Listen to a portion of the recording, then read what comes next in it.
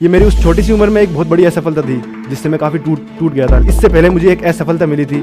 असफलता के बाद जो सफलता मिलती है उसकी खुशी कुछ अलग ही होती है। मैं आज भी उस पल को याद करता हूँ तो मेरे रोंगटे खड़े हो जाते हैं और मेरा गला भर आता है कि मैंने कैसे रोते हुए वो खत लिखा था और उसमें मैंने पिताजी से वादा किया था कि मैं आपका नाम रोशन करूंगा और अच्छी मेहनत करूंगा। और मेरी लगन और मेहनत का ही रिजल्ट मुझे मिला कि मेरा IAS में ऑल इंडिया रैंक 10 और गेट में ऑल इंडिया रैंक 23 आया है। कई बार दूसरे लोगों की कही हुई बात हमारे दिल में ऐसा घर कर जाती है कि हमारी ज़िंदगी बदल देता है। हम उनकी बात को इतना दिल से लगा लेते हैं कि वो हमारी ज़िंदगी की राह बदल देता है। ऐसा ही कुछ हुआ जब मैं कक्षा 4 में था। मेरे घर पे मेरे अंकल जी आए हुए थे और उन्होंने मेरे से एक मैथमेटिक्स का काफ़ी कठिन क्वेश्चन पूछा और मुझे याद है कि मैंने उस क्वेश्चन का आंसर कुछ ही सेकंडों में बिना पेन उठाए दे दिया था। उससे वो बहुत खुश हुए और उन्होंने प्रभावित होकर बोला कि तुम बहुत आगे बढ़ोगे, तुम में बहुत कुछ करने की क्षमता है। ये चीज़ उसी दिन से मेरे दिल में बैठ गई और नतीजा ये हुआ कि मेरे दिमाग में हमेशा वो चीज़ घूमती रही, तुम बहुत आगे बढ़ोगे, तुम में बहुत कुछ करने की क्षमता है। जब भी मुझे नाकामयाबी का सामना होता तो मैं सोचता था, वही वर्ड्स अमूमन मेरे जहन में गूंज जाया करते थे।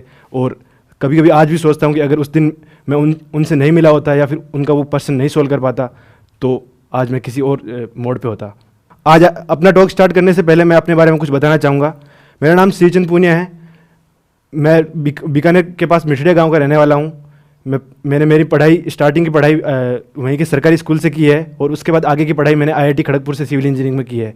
और इसी साल मैंने IAS 2018 के एग्ज़ाम में ऑल इंडिया रैंक 10 प्राप्त की है और गेट के एग्ज़ाम में ऑल इंडिया रैंक 23 प्राप्त की है।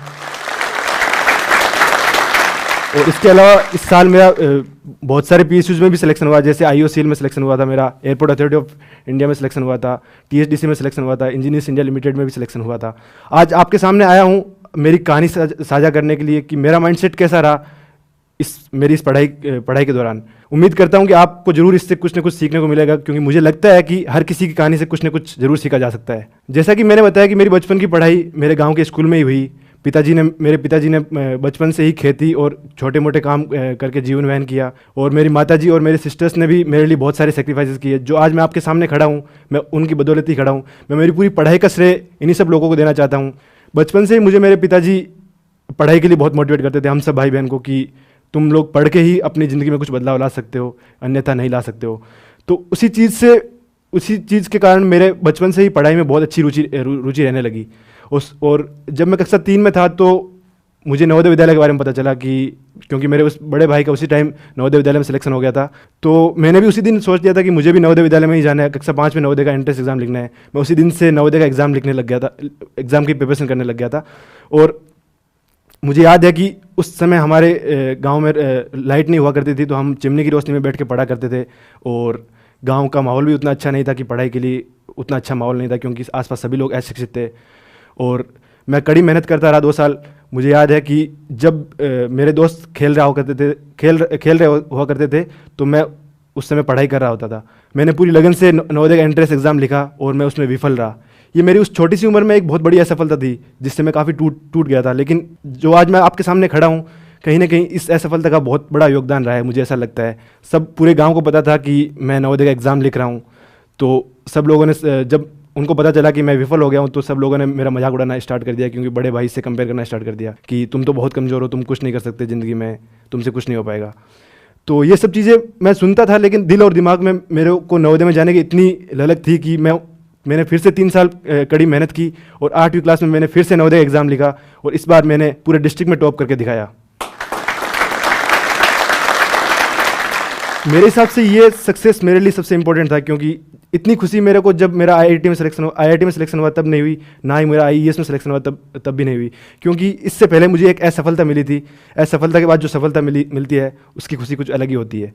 तो अब ये मेरे लिए लाइफ का टर्निंग पॉइंट था, क्योंकि अब मैं गाँव से निकल के एक ऐसी जगह पर आ गया था जहाँ पे कुछ भी करना पॉसिबल था। यहाँ से अब मेरे ऊपर है कि मैं कैसा काम करता हूँ, वहाँ से सारे डायरेक्शन में जाया जा सकता है। कक्षा 9 और 10 की पढ़ाई मैंने वहीं पे नवोदय विद्यालय में की और नए लोगों से मिलने से मेरा थोड़ा दिमाग और खुला। जब मैं कक्षा 10वीं में था तो मुझे याद है कि मेरे भाई का IIT में सिलेक्शन हो गया था, IIT दिल्ली में उनको एडमिशन मिला था। तो उसी दिन मैंने भी ठान लिया था कि मुझे भी IIT में ही जाना है और कोटा जाकर IIT की तैयारी करनी है। लेकिन उसी बीच घर के हालात कुछ अच्छे नहीं थे, पिताजी को बहुत सारा कर्ज था, तो उन्होंने एक बार मना कर दिया था कि नहीं, हम आपको IIT की पढ़ाई नहीं करवा पाएंगे। तो बट मैं जिद पे अड़ा रहा कि मुझे पता था कि मैं आईआईटी का एग्ज़ाम क्लियर कर सकता हूँ, तो मैं अपनी जिद पे अड़ा रहा। फिर आखिर जाके पिताजी ने माना कि मैं घर का कुछ सामान बेच के आपको ये पढ़ाई के लिए पैसा दे रहा हूँ।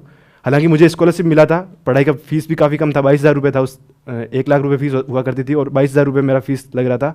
तो पिताजी ने मेरे से एक एफिडेविट लिखवाया कि मैं आपको ये पैसे 22,000 रुपये दे रहा हूँ घर का कुछ सामान बेच के, तो इसका अच्छा रिजल्ट मुझे मिलना चाहिए। तो मैं आज भी उस पल को याद करता हूँ तो मेरे रोंगटे खड़े हो जाते हैं और मेरा गला भर आता है कि मैंने कैसे रोते हुए वो खत लिखा था और उसमें मैंने पिताजी से वादा किया था कि मैं आपका नाम रोशन करूंगा और अच्छी मेहनत करूंगा, और मैंने बिल्कुल वैसा ही किया। और मैंने आईआईटी जेईई 2013 के एग्ज़ाम में ऑल इंडिया रैंक 2776 हासिल किया और आईआईटी खड़गपुर में एडमिशन लिया। आईआईटी में जाकर दुनिया के बारे में पता चला। एक छोटे से गांव से निकल के आईआईटी में एडजस्ट करना काफ़ी मुश्किल था, क्योंकि आईआईटी में लोग अंग्रेजी में बातें करते थे दुनिया जीतने की, और मैं रहा गाँव का। तो फिर क्या था, मैं भी उसी रेस में शामिल हो गया। और इसी दौरान मेरे बड़े भाई ने फिर से मुझे एक बार आईईएस के एग्ज़ाम के लिए तैयारी करने के लिए बोला, और मैंने फिर से उन्हीं की बात मानी और आईईएस के एग्ज़ाम के बारे में तैयारी करना स्टार्ट कर दिया। और ये सब चीज़ें उतनी आसान नहीं थी, लेकिन हाँ, मुझे पता था कि मैं लोगों से अलग हूँ, मुझे पढ़ने का जुनून था, और मेरी लगन और मेहनत का ही रिजल्ट मुझे मिला कि मेरा आईईएस में ऑल इंडिया रैंक 10th और गेट में ऑल इंडिया रैंक 23 आया है। मेरी इस जर्नी से एक चीज़ तो ये क्लियर हो गई कि हार्डवर्क का कोई सब्स्टिट्यूट नहीं है। सफलता आपको शॉर्टकट से कभी नहीं मिल सकती। अगर आपको शॉर्टकट से सफलता मिल रही है तो वो सफलता कुछ दिनों के लिए ही है। तो मेरे हिसाब से आपको अगर आप स्टेप बाय स्टेप चीज़ें करते हो तो अपने आप सफलता आपको मिलेगी। आपको अच्छे कर्म करने हैं उसके लिए। गीता में भी लिखा हुआ है कि कर्म ही पूजा है। मैंने भी इसी कर्म को अपना जीवन बना लिया था। और मेरे हिसाब से स्ट्रगल सबकी लाइफ में होता है, किसकी लाइफ में स्ट्रगल नहीं होता, चाहे अमीर हो चाहे गरीब हो, सबकी लाइफ में स्ट्रगल होता है। जो आज स्ट्रगल कर लेगा वो कल जरूर मौज करेगा, और जो आज मौज कर रहा है वो कल जरूर स्ट्रगल करेगा। तो मेरे हिसाब से आपको स्ट्रगल पहले कर लेनी चाहिए और फिर मौज कर सकते हो। और इस स्ट्रगल से जीतने का एक ही रास्ता है कि आप अच्छे कर्म करो। अच्छे कर्म करोगे तो आपको जरूर इस स्ट्रगल से मुक्ति मिलेगी। एंड एक चीज़ ये भी पूछते जनरली लोग मेरे से कि आपका आईएएस में सिलेक्शन कैसे हुआ। तो इसके लिए ऐसा कोई जादू की बूटी नहीं है कि जो आप घोल के पी लोगे तो आपका आईएएस में सिलेक्शन हो जाएगा। लेकिन मुझे ऐसा लगता है कि जितना मैंने सीखा उतना मैं बता सकता हूँ कि इसके लिए आपको सर झुका के काम करना पड़ेगा, तो सफलता आपको ज़रूर मिलेगी, इसमें कोई दो राय नहीं है।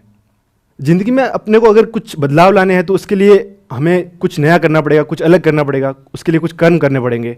और ये चीज़ बिल्कुल साइंस की तरह ही है। जैसे हमें न्यूटन का नियम बताता है कि एक पत्थर तब तक मूव नहीं करेगा जब तक हम उसको धक्का नहीं लगाएंगे। तो मेरे हिसाब से ज़िंदगी भी कुछ ऐसी है कि वो जब तक नहीं हिलेगा जब तक हम उसके लिए अच्छे कर्म नहीं करेंगे।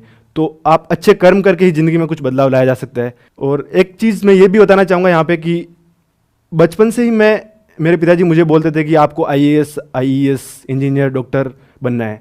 तो मुझे लगता है कहीं ना कहीं उस चीज़ ने मेरे को बहुत हेल्प किया, क्योंकि मैं शुरुआत से ही बड़े लक्ष्य रखता था। अब जनरली होता ऐसा है कि स्टूडेंट्स बड़ा लक्ष्य सोच ही नहीं पाते।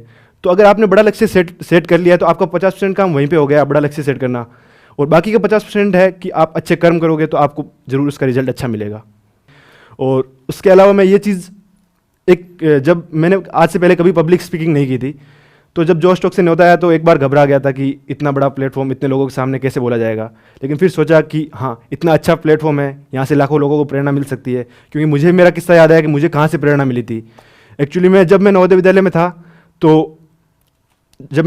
था तो मेरे एक सीनियर थे, एल्यूमिनी मीट पे आए हुए थे, उनका टॉक था। वो उस समय आईआईटी में पढ़ा करते थे और इस साल उनका आईआरएस में सिलेक्शन हो गया। तो उस समय उन्होंने क्या बोला मुझे याद नहीं है, लेकिन हाँ, उनका क्या पर्सनैलिटी था, क्या बोलने का तरीका था, वो सब चीज़ें मुझे बहुत पसंद आई। और उसी दिन मैंने सोच लिया था कि मुझे भी कुछ इनके जैसा ही बनना है। और शायद आज कुछ हद तक मैं उनके जैसा बन चुका हूँ। इसके पीछे बस एक ही वजह है जिसके साथ मैं आपको पीछे छोड़ना चाहूँगा आज, कि जब कुछ समझ में ना आए, जब सारे रास्ते बंद हो गए हो, जब सारी चीज़ें आपके पहुंच से बाहर हो गई हो, तब बस एक ही काम करो, सर झुकाओ और काम करो।